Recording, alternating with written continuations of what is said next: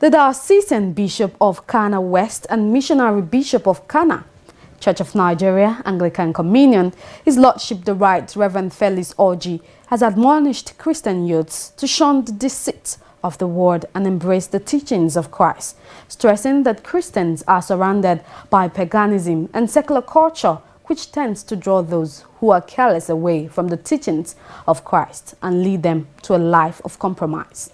Bishop Orji made this admonition in his sermon during the Youth Sunday service at the Holy Trinity Cathedral, Anglican Communion, Houston, Texas.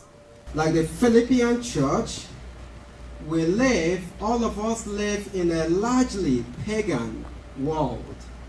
We are surrounded by paganism, we are surrounded by a very secular culture that continues to draw us in and continues to try to lead us into compromise in our Christian life.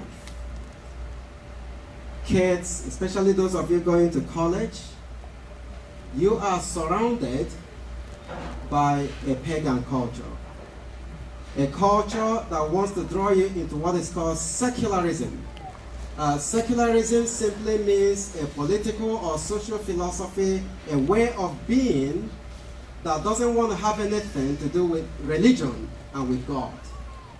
Secularism is a dethronement of God. And secular humanism is not only a dethronement of God, it's an exaltation of man and the values of man above the values of God. So we call that secular humanism, where God is put out of the way and human values are put on a pedestal, on the throne, and you have idolatry. The cleric further urged the youths to stand firm in Christ, no matter the challenges and situations of life.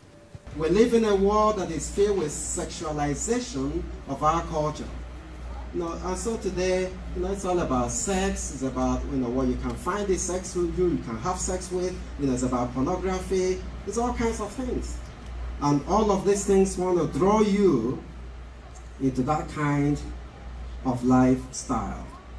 So what Paul the Apostle does here is he gives exhortation to those Christians in Philippi on how to handle these things in order to honor God. And these are the things I want to talk to you today, especially the youth. So first of all, Paul says to the Christians in Philippi, and he's saying to you, stand firm in the Lord. You have an identity, and that identity is beloved of God. You are the beloved of God. You are a child of God. You are the apple of God's eye. The Youth Sunday service also featured presentation of songs by the youth of the church choir, prayers by the youth pastor, choreography by the youths, among others. One more time. I said he saw